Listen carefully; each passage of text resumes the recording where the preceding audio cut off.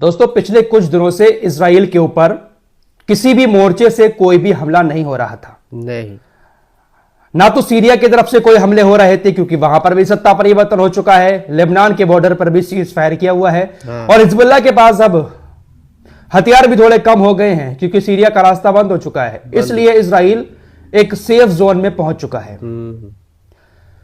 लेकिन हुतीज ने मोर्चा खोल दिया है। हुतीज अपनी क्षमता के मुताबिक इजराइल की राजधानी तेल अवीव पर लगातार मिसाइलें दाग रहे हैं। 2 दिन पहले भी बैलिस्टिक मिसाइलों का हमला हुतीज की तरफ से तेल अवीव के ऊपर किया गया था। लेकिन पलटवार में इजराइल ने यमन के हुतीज के कई सारे ठिकानों को तबाह कर दिया। लेकिन फिर भी हुतीज माने नहीं। परसों ही एक और मिसाइल हमला कर दिया था, लेकिन उसको इंटरसेप्ट कर लिया इजराइल ने। लेकिन आज सुबह सुबह यमन के हुतीज ने एक और हाइपरसोनिक या बैलिस्टिक मिसाइल का इस्तेमाल करके तेल अवीव की राजधानी में हिट किया और ये हमला कामयाब भी हुआ। 2 एयर डिफेंस सिस्टम को चकमा देते हुए हुतीज की मिसाइल तेल अवीव के अंदर जाकर गिरती है। शुरुआती रिपोर्ट्स में यह बात सामने आ रही है, बड़ी बड़ी इमारतों को पार करते हुए तेल अवीव के एक खेल के मैदान में जाकर गिरी है। वहां पर कुछ नुकसान हुआ है, कुछ लोग हताहत हुए हैं। कुछ ये भी खबरें आ रही हैं कि डायरेक्ट कुछ बिल्डिंगों को जाकर हिट किया है। बाकायदा बहुत सारी वीडियोस भी सोशल मीडिया पर इजराइल के यहूदियों ने शेयर की हैं। पूरे तेल अवीव के अंदर सायरन बजना शुरू हो गए जैसे ही हुतीज की मिसाइल तेल अवीव तक पहुंची। तो तेल अवीव के ऊपर हुतीज लगातार हमले किए जा रहे हैं। लेकिन फिर वही बात आती है कि 1-2 मिसाइल यमन की तरफ से छोड़ी जाती हैं, लेकिन बदले में हुतीज के ऊपर इजराइल हवाई हमले करता है और जबरदस्त वाले हवाई हमले करता है। और अब तो पूरा क्षेत्र उसको खाली मिल गया है सीरिया का। और जॉर्डन, मिस्र तो वैसे ही उसके साथ हैं हमेशा से। तो इजराइल को अब यमन तक पहुंचने में शायद कोई नहीं रोक सकता।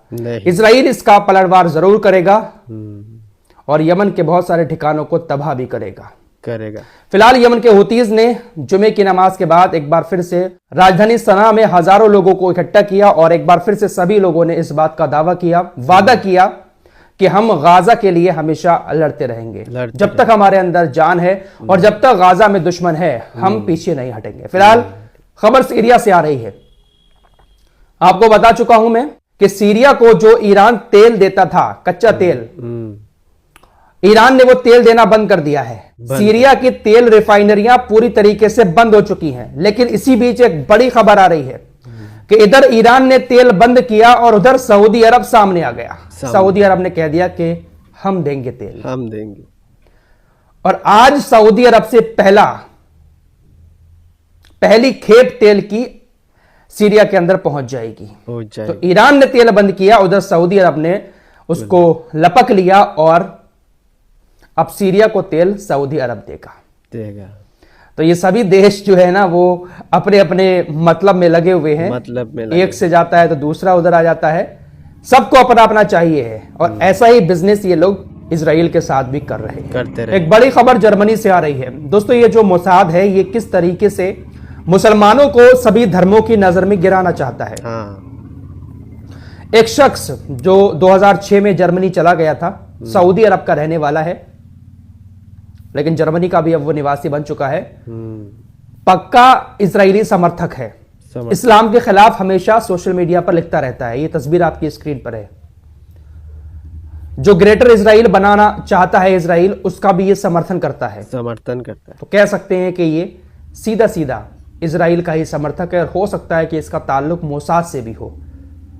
मुसलमानों को किस तरीके से इसने बदनाम करने की कोशिश की, खासकर सऊदी अरब के लोगों को, और इसको लेकर हमारे देश का मीडिया भी खबरें चला रहा है। दरअसल जर्मनी के अंदर एक क्रिसमस मेला लगा हुआ था। 25 दिसंबर आ रहा है, क्रिसमस आ रहा है, तो क्रिसमस का एक मेला लगा हुआ था। यह शख्स अपनी कार लेकर जाता है और भीड़ के बीच तेज रफ्तार से तकरीबन 400 मीटर तक कार दौड़ा देता है। 3 लोगों की मौत हुई है और बहुत सारे लोग घायल हुए हैं।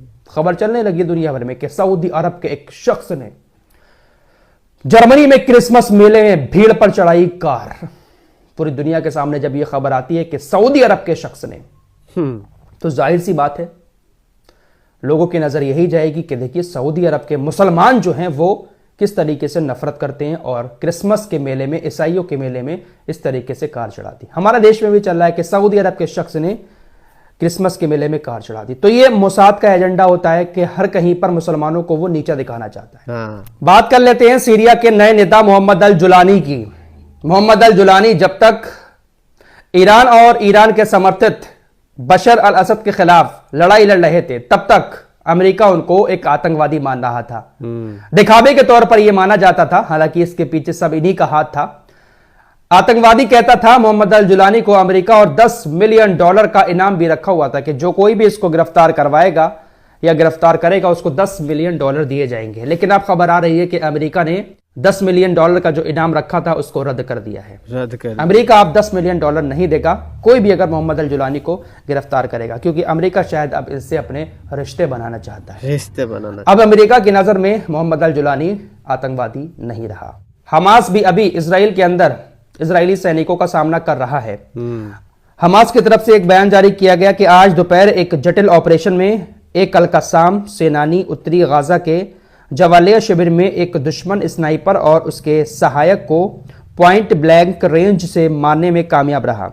1 घंटे बाद उसी लड़ाकू ने खुद को एक कब्जे वाले सैनिक के रूप में प्रदर्शित किया और 6 सैनिकों वाली दुश्मन सेना तक पहुंचने में सक्षम था और एक विस्फोट वेल्ड के साथ खुद को उड़ा लिया, जिसमें वे मारे गए और घायल हो गए। तो इस तरीके से हमास के लोग अपने आप को मारकर सामने वाली सेना को भी मार रहे हैं। अगर उनको लगता है कि मेरे बनने से सामने वाले 5-6 ये मर जाएंगे तो अपने आप को उड़ा लेते हैं हमास के लड़ाके।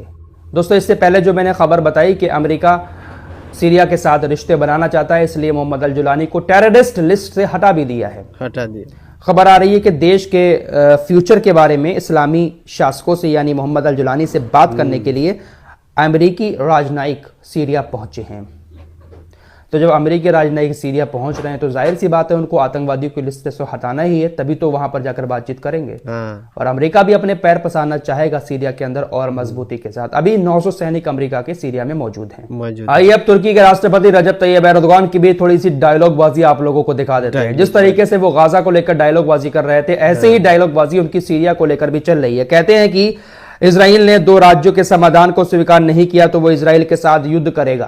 पहला बयान इनका फिलिस्तीन को लेकर है। जो 2 राज्य की बात चल रही है ना कि फिलिस्तीन अलग हो इजराइल अलग हो, उसको लेकर कहा है कि अगर अलग नहीं हुआ तो हम इनके साथ डायरेक्ट युद्ध करेंगे, जो कि इनकी बस की बात बिल्कुल भी नहीं है। सिर्फ बयानबाजी डायलॉगबाजी इनसे कितनी भी करवा लो। आगे कहते हैं कि सीरिया की जमीन पर इजराइल का कब्जा अस्वीकार्य है, हम इसको एक्सेप्ट नहीं करेंगे। ये बहुत गलत काम कर रहा है इजराइल, तो करता ही रहेगा।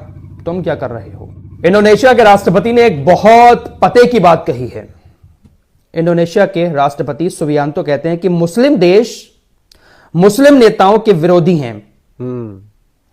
जितने भी मुस्लिम नेता हैं वो एक दूसरे के खिलाफ काम कर रहे हैं। ये सब कब खत्म होगा? अगर हम इसी तरीके से बटे रहे तो हम फिलिस्तीनी लोगों की मदद कैसे कर सकते हैं? कैसे कर सकते? मैं एकता बनाए रखने का आह्वान करता हूं, मैं सहयोग का आह्वान करता हूं।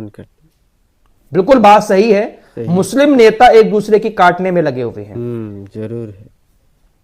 अगर सब ऐसे ही रहे तो फिलिस्तीन की खबर कौन लेगा? इनका कौन लेगा? दोस्तों, हमारे वीडियो पसंद आए तो फॉलो सब्सक्राइब कीजिए और साथ ही साथ शेयर भी कीजिए। मिलते हैं अगली वीडियो में, तब तक के लिए अपना ख्याल रखिए। धन्यवाद।